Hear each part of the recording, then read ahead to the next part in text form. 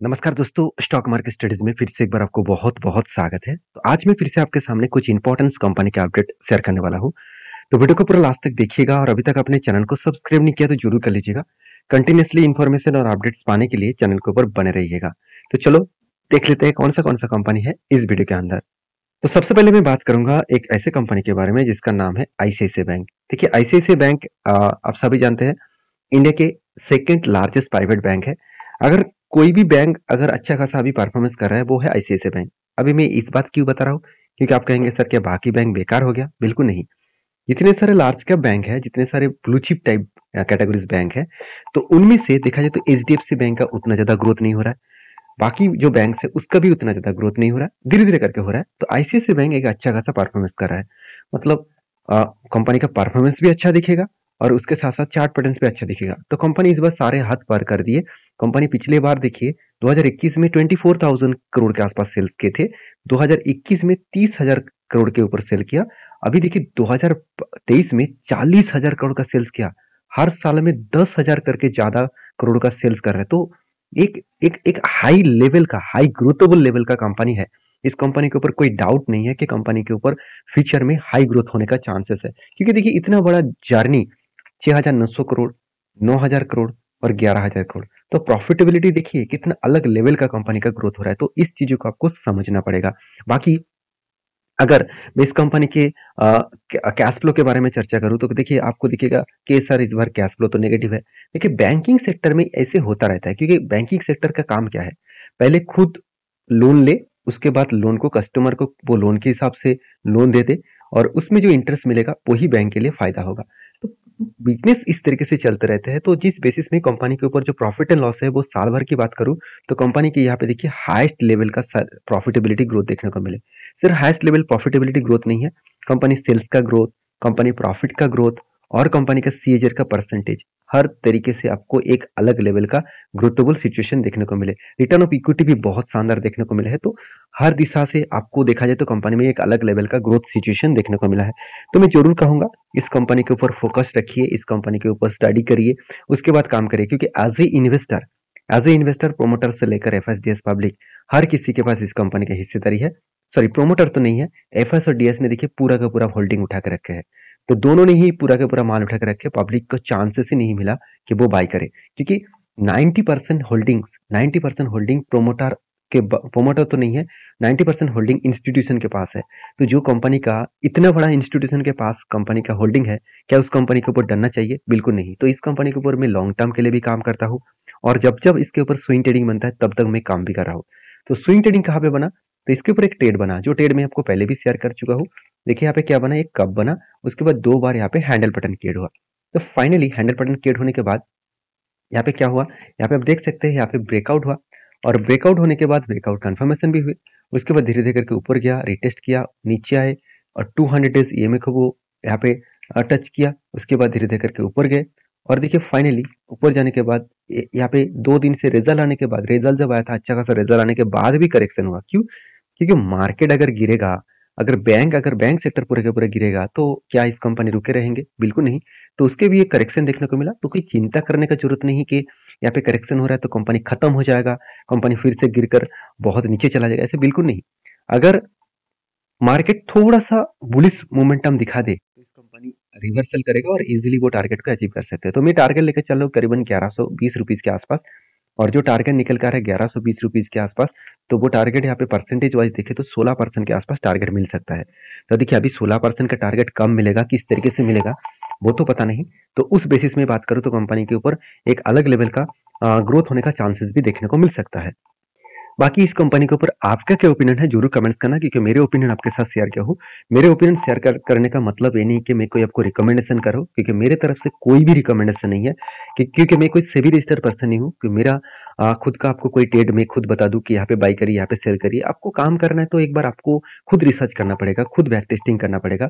जब आपको खुद के ऊपर भरोसा आए कि हाँ चलो मैं इसके ऊपर बाई करके पैसा कमा सकता हूँ, तब आप काम करिए। मेरे तरफ से सिर्फ सारी चीजों को सीखिए, किस तरीके से पैटर्न्स को फॉलो करके काम किया जाता है उसको सीखिए। उसके बाद आप एटलीस्ट 2 से 3 साल का बैक टेस्टिंग करिए, 2 से 3 साल 5 साल तक पीछे जाइए, बैक टेस्टिंग करिए। तो उसके बाद आपको पता चलेगा कि हाँ, जब भी इस तरीके से पैटर्न्स बनता है तो उसका टारगेट होने का चांसेस भी मिलता है। उसके साथ साथ कंपनी का जो डेटा मैं आपके साथ शेयर करूँ उस डेटा को भी फॉलो करिए। तो नेक्स्ट जो कंपनी उसका नाम है डिक्सन टेक्नोलॉजीज। देखिए डिक्सन टेक्नोलॉजी के ऊपर में एक बुलिश फिल्टर देखने को मिलता है। फिर भी एक बात मैं यहाँ पे कहना चाहता हूँ कि एक टाइम कंपनी का पी रेशियो चला गया था 180 के ऊपर और आज की पी रेशियो देखने को मिला 114। तो यहाँ पे 104 के पी रेशियो अभी इसका एवरेज देखने को मिला और कंपनी 120 के आसपास इसका पी रेशियो देखने को मिला। इसका मतलब पी रेशियो कंपनी के पी रेशियो से एवरेज के हिसाब से कंपनी का पी रेशियो अभी थोड़ा सा ओवरबॉट जोन में है। तो ओवरबॉट जोन मतलब कंपनी कभी ना कभी करेक्शन कर सकते हैं। तो क्या सही में कंपनी के ऊपर करेक्शन हो सकता है? चलो मैं आपको बता दूं। देखिए फाइनली कंपनी के ऊपर एक ट्रेड बना था, वो कुछ इस तरीके से शोल्डर कम हेड कम शोल्डर बना था।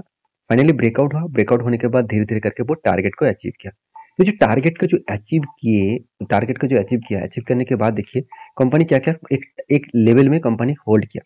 तो देखिए जब भी टारगेट अचीव होगा तो अगर उस लेवल में कंपनी कुछ टाइम बिताए उसके बाद अगर ब्रेकआउट करे तो फिर से एक लंबा जर्नी वो दिखा सकते हैं। तो इतना लंबा जर्नी होने के बाद यहाँ पे होल्ड क्यों कर रहा है? क्योंकि इसका जो पी रेशियो था जो हाई हो चुके हैं, उस पी रेशियो को सस्ते दामों में ले आने के लिए कंपनी को किसी न किसी जगह पे होल्ड करना पड़ेगा, नहीं तो करेक्शन होना पड़ेगा। तो पी रेशियो सस्ते में जब तक ना हो तब तक बड़े इन्वेस्टर उसके ऊपर पैसा नहीं लगाएंगे। तो इसीलिए कंपनी क्या कर रहा है, इस लेवल को होल्ड कर रहा है। तो इतना लंबा जर्नी होने के बाद कंपनी का जो एंट्री लेवल से टारगेट लेवल था वो 44% के आसपास टारगेट था। तो अभी क्वेश्चन आएगा कि सर आपने जब भी इस तरीके से पैटर्न्स देखा क्या आपने एंट्री ले लिया? बिल्कुल नहीं। उसके साथ मैंने कंपनी के ऊपर फाइनेंशियल डिटेल को चेक किया। तो फाइनेंशियल डिटेल्स देखिए कब एंट्री मिला था, एक बार मैं आपको बता दूं। एंट्री मिला था अगस्त मंथ में। तो अगस्त के बाद कौन सा मंथ आते हैं? सितंबर। तो तो सितंबर का जो क्वार्टरली रिजल्ट था वहां पे मैंने देखा कि कंपनी का सेल्स यहाँ पे बढ़ चुके थे पिछले सालों की तुलना से, पिछले क्वार्टर की तुलना से। और एक्सपेंस को कंपनी मेंटेन करने के बाद कंपनी का प्रॉफिट हाईएस्ट लेवल का प्रॉफिट देखने को मिला था। जब कंपनी का प्रॉफिट इतना ज्यादा ग्रोथ हुआ था उस कारण की वजह से मैंने टेल लिया। देखिए आपको हमेशा टेक्निकली चार्ट पैटर्न पहले आप ढूंढिए, उसके बाद कंपनी के फाइनेंशियल डिटेल्स चेक करिए। अगर फाइनेंशियल डिटेल्स ठीक ठाक है उस टाइम में उस पीरियड में तो सोचिएगा कंपनी आपको टारगेट देने के लिए कोशिश शुरू करेंगे। देखिए यहाँ पे कोई 100% आपको गारंटी नहीं है कि टारगेट मिलेगा। जो लोग आपको बता रहे हैं कि 100% ही मिलेगा तो मेरे हिसाब से वो आपको गलत बता रहा है, क्योंकि मार्केट है एक कोई रॉकेट साइंस नहीं है कि जब भी रॉकेट के नीचे आग लगेगा वो भागते रहेंगे, ऐसे होगा नहीं। हमेशा मार्केट के सेंटीमेंट के हिसाब से बायर सेलर के ऊपर डिपेंड करके, मार्केट के न्यूज के ऊपर डिपेंड करके, गवर्नमेंट के कुछ अनाउंसमेंट के ऊपर डिपेंड करके काम करेगा।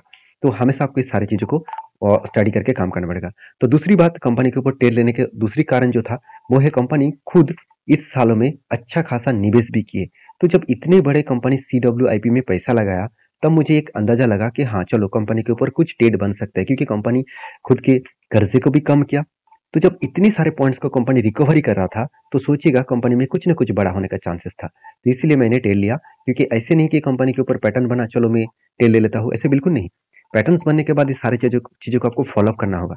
जब सारी चीज आपके अकॉर्डिंग, आपका जो स्टडीज है उसके अकॉर्डिंग काम कर रहा है तो ही आप उसके ऊपर टेड बनने के लिए, मैं टेल लेने के लिए मैं तैयार रहूंगा। तो बाकी आप भी इस तरीके से रिसर्च करिए, उसके बाद काम करिए।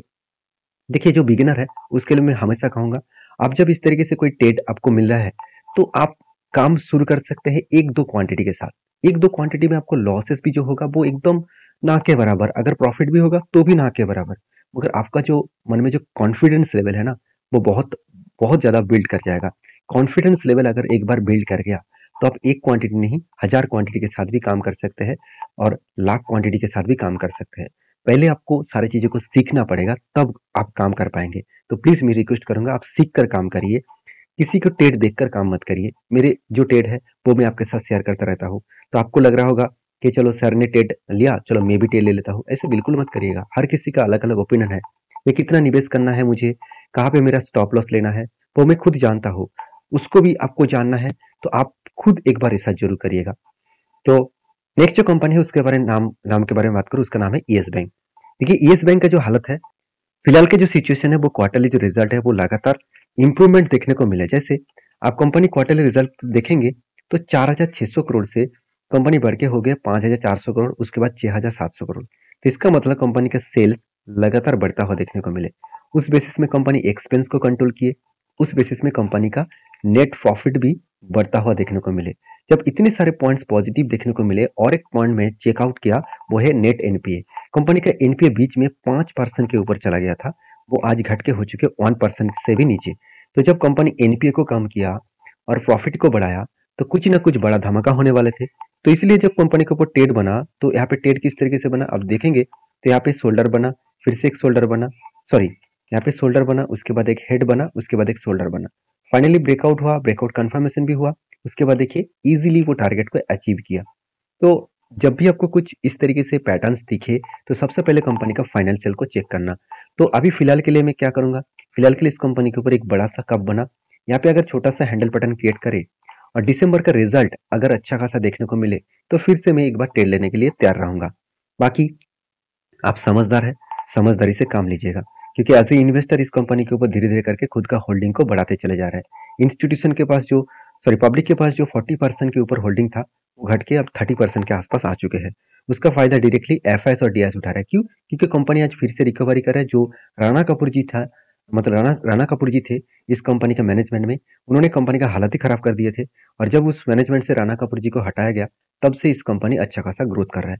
तो मेरे कहने का मतलब है, कंपनी के बिजनेस को पढ़िए, स्टडी करिए, तब उस कंपनी के ऊपर काम करेंगे तो आपको डर नहीं, मतलब देखिए, मुझे एक दोस्त ने कमेंट्स भी किए, सर वॉरेन बफेट जी को भी डर लगता है। हाँ, ये बात सही है, डर तो हर किसी को लगेगा, क्योंकि जब आपका मनी जहाँ पे इन्वॉल्व है, तो वहाँ पे आपको डर लगेगा, मगर आपका कॉन्फिडेंस लेवल तब बिल्ड हो पाएंगे जब आप सारे चीजों को पढ़कर सीख कर काम करेंगे। और हाँ, आप अगर आप आपका फंड को मैनेज करके काम करें, मान के चलिए मैं आपको हमेशा बोलता हूँ कि 5% से ज्यादा आपका फंड का किसी भी कंपनी के ऊपर निवेश मत करिएगा।